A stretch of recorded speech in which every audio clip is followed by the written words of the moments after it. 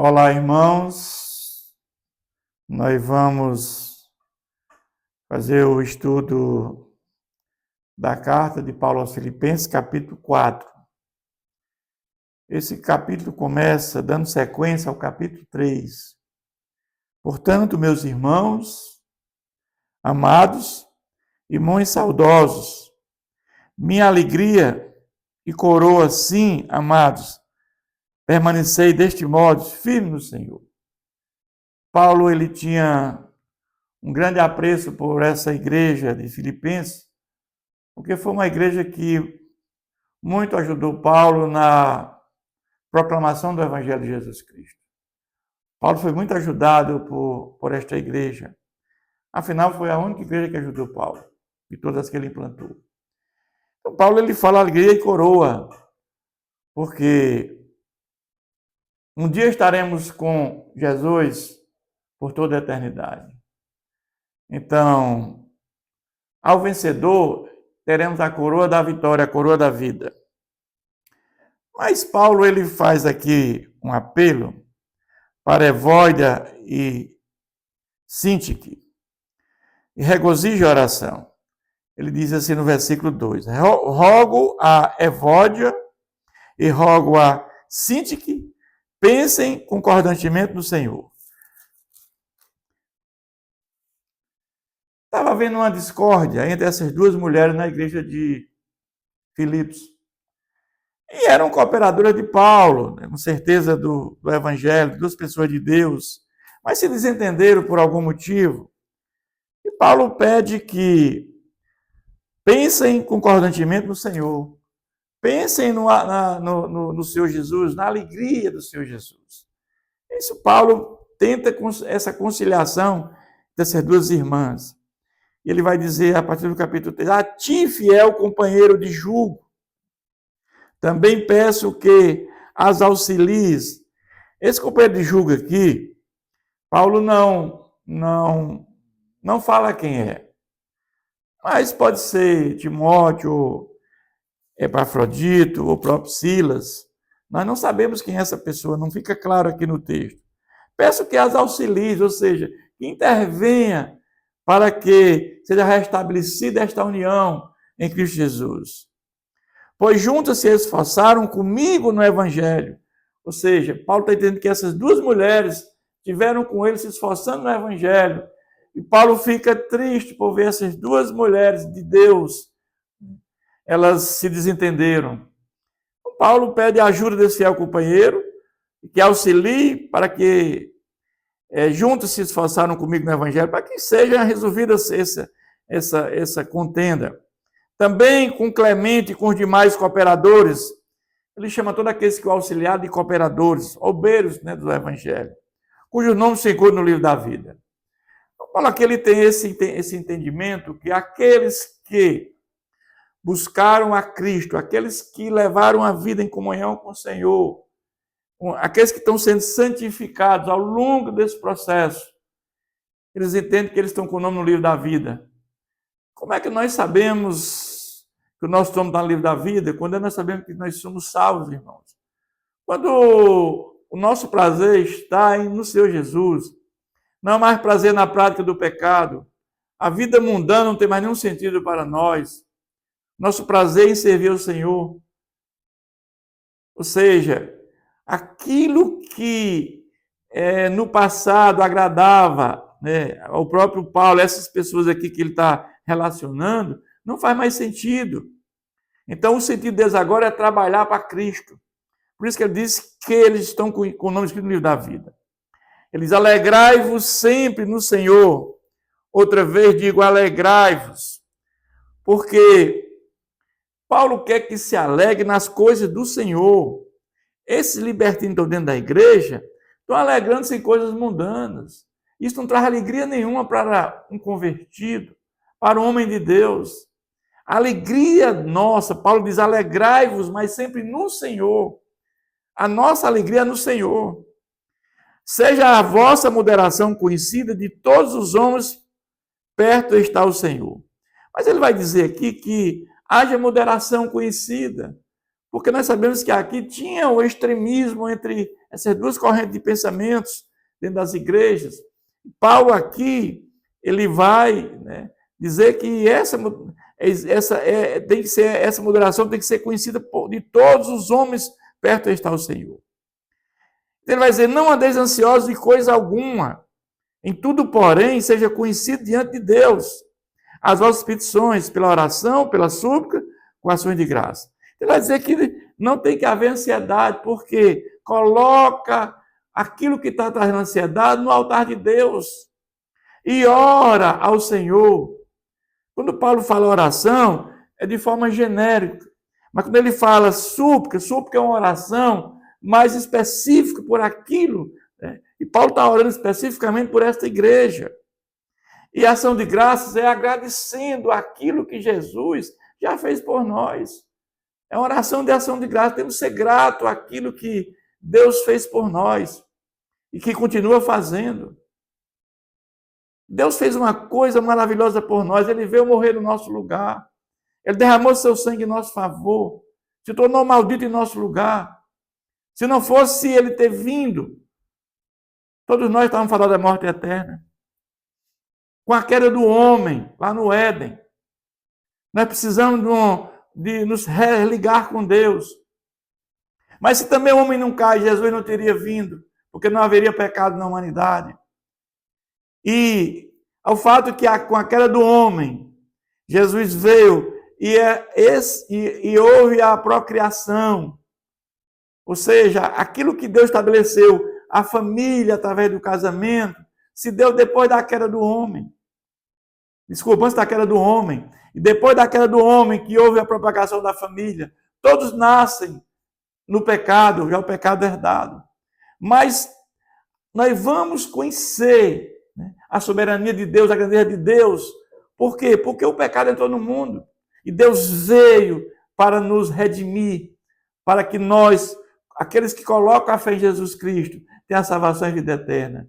E vão estar um dia na eternidade com Jesus para sempre, pelos séculos dos séculos. Ele vai dizer, e a paz de Deus, que excede todo o entendimento, os guardará o vosso coração e a vossa mente em Cristo Jesus. Essa paz de Deus que excede todo o entendimento é uma coisa difícil de entender, porque a paz de Deus é uma coisa maravilhosa. É uma coisa que nos dá uma tranquilidade muito grande.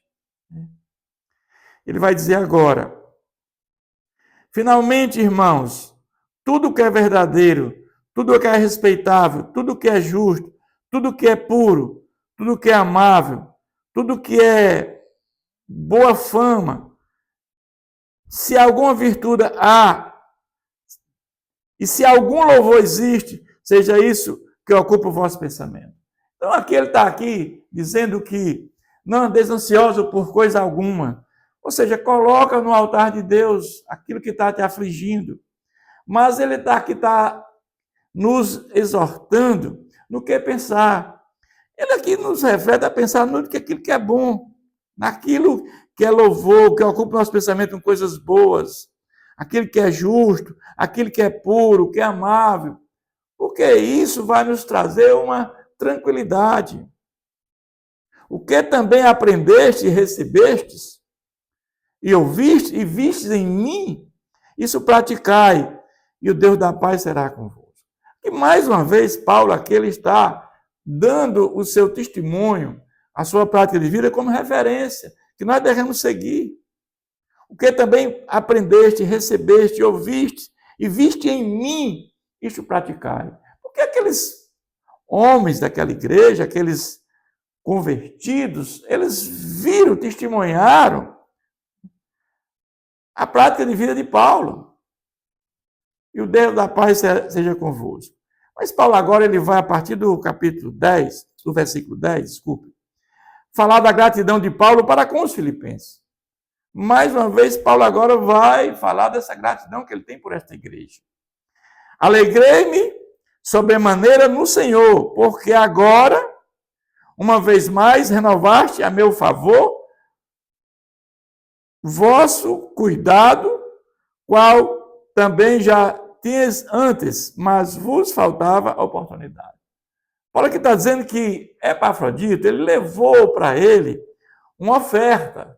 Ele já preso lá em Roma, na prisão domiciliar. Mas aqui Paulo ele tem um cuidado de não agredir essa igreja, porque, por mais que ele tenha demorado a levar essa oferta, ele está dizendo, já tinhas antes, mas vós faltava oportunidade. Ou seja, alguma dificuldade que vocês tenham por aí, até de recurso, ou até mesmo de chegar até Paulo. Por quê? Porque não tinha naquela época transportes, era muito difícil. Você ir de uma localidade para outra era muito complicado. E os recursos tinham que ser levados manuais. Diferentemente dos dias de hoje, que você tem toda uma facilidade nos meios, né, de comunicação, de transporte, bancários, etc. Tem tudo. Né?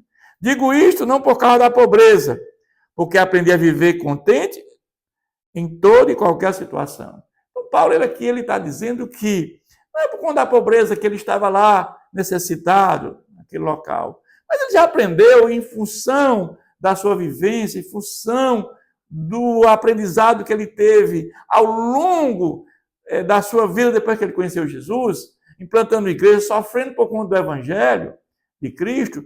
Ele passou fome, ele foi apedrejado, ele sofreu prisões, açoites. Ele diz, olha, porque aprender a viver contente em qualquer situação. Tanto ser estar humilhado, como também ser honrado. De tudo e em todas as circunstâncias, já tenho experiência tanto de fartura como de fome. Assim de abundância como de escassez. Então, o Pai dizendo, tudo posso naquele que me fortalece. Ou seja, aqui nós vamos entender esse versículo de forma correta. Por quê? Porque as experiências de Paulo, aquele que ele passou em qualquer circunstância da vida, ou honradez, ou fartura, ou humilhação, ou escassez, ou fome, ou qualquer coisa. Paulo diz que ele supera tudo isso, porque tudo posso naquele que me fortalece. E esse é o Senhor Jesus. Ele que nos fortalece para aguentar tudo isso aqui que Paulo está passando. E que nós também, se algum dia tivermos que passar, é Cristo que nos fortalece. É o Senhor que nos fortalece. É isso que ele está falando aqui. Ele pôde suportar tudo isso porque o Senhor os fortalece. Todavia fizeste bem associando-nos na minha tribulação. Ou seja, aqui ele está dizendo que fizeste bem associando a minha tribulação, enviando essa oferta para ele. Na verdade, ele estava talvez necessitado dessa oferta. Associando-nos na minha tribulação. E sabeis também vós, ó Filipenses, que o início do evangelho, quando parti da Macedônia, nenhuma igreja associou comigo. Ele está falando associação no sentido de uma oferta. Nenhuma igreja que Paulo fundou mandou nenhuma oferta para ele, para que ele pudesse fazer a obra de forma integral, que ele tivesse recurso financeiro para que ele pudesse dedicar integralmente à obra do Senhor. Quando parti da Macedônia, nenhuma igreja se associou comigo no tocante a dar e receber, não unicamente vós outros. Ou seja, somente vocês, da igreja de Filipos, vocês mandaram a oferta para mim. Porque até para Tessalônica mandaste, não somente uma vez, mas duas.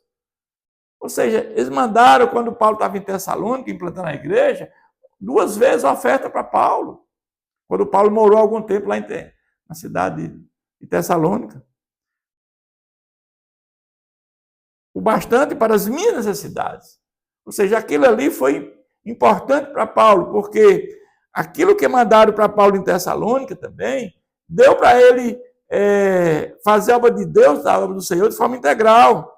Sem precisar fazer tendas, como ele lá em Coríntios precisou fazer tendas, porque aquela igreja não cooperava com ele. Não que eu procure o donativo, mas o que realmente me interessa é o fruto que aumente o vosso crédito. Está aqui falando uma coisa interessante, que não que eu procure donativo, é como ele dissesse que não está... Tudo bem, cooperou, é ótimo, ele agradece demais.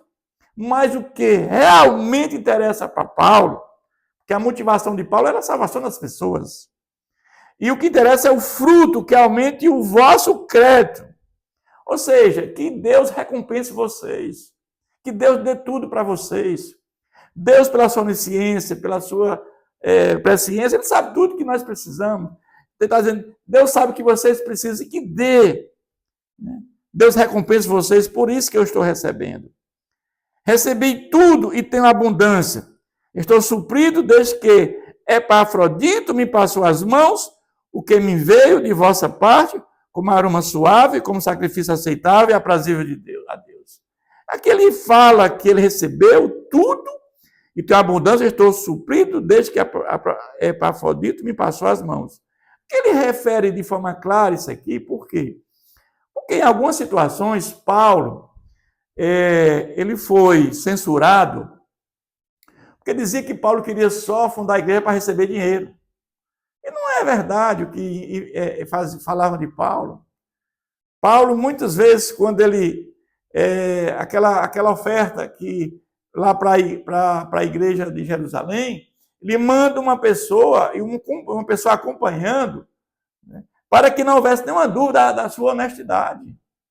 E Paulo aqui, mais uma vez, ele está aqui falando, né, de eu recebi tudo e tenho abundância, estou suprido, desde que Epafrodito me passou as mãos. Ele aqui está dizendo que ele recebeu tudo, e que esse homem é um homem honrado, é um obreiro dessa igreja, é um homem honrado. Para que não haja nenhuma dúvida com relação, né, à idoneidade do obreiro Epafrodito. Me passou as mãos, o que me veio de vossa parte, como aroma suave, como sacrifício aceitável e aprazível a Deus. Aqui ele fala a questão de Êxodo, lá, quando era feito um holocausto, e ali naquele momento do holocausto, está em Êxodo 29, 18, que era dito ali que aquela oferta era suave, como sacrifício aceitável e aprazível a Deus.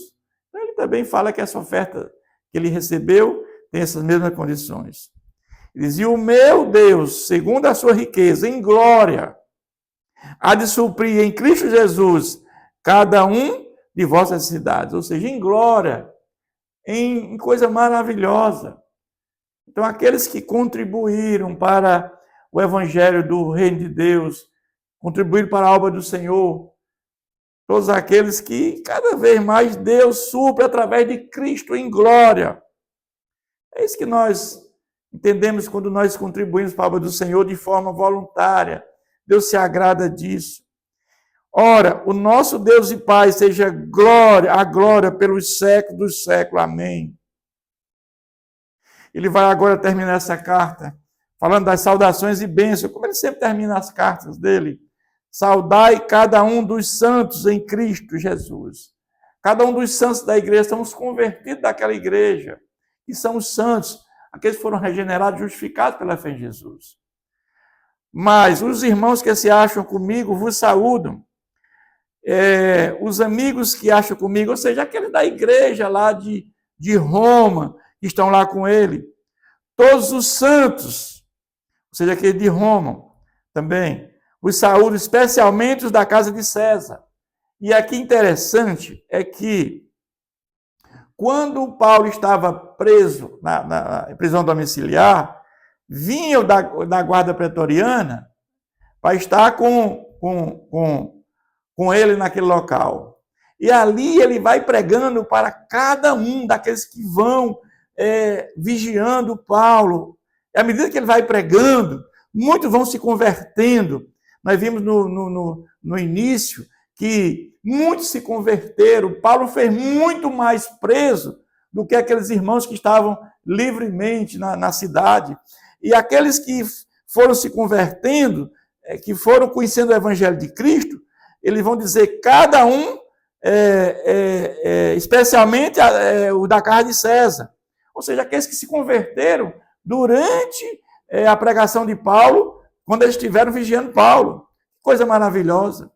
Paulo, mesmo preso, sabendo que em qualquer momento ele podia ser solto ou ser condenado à morte, ele estava alegre, porque ele sabia que ele estaria com Jesus, sua alma por toda a eternidade, lá no altar de Deus. E ele vai concluir esse capítulo dizendo: a graça do Senhor Jesus Cristo seja com o vosso espírito. Que Deus nos abençoe sempre.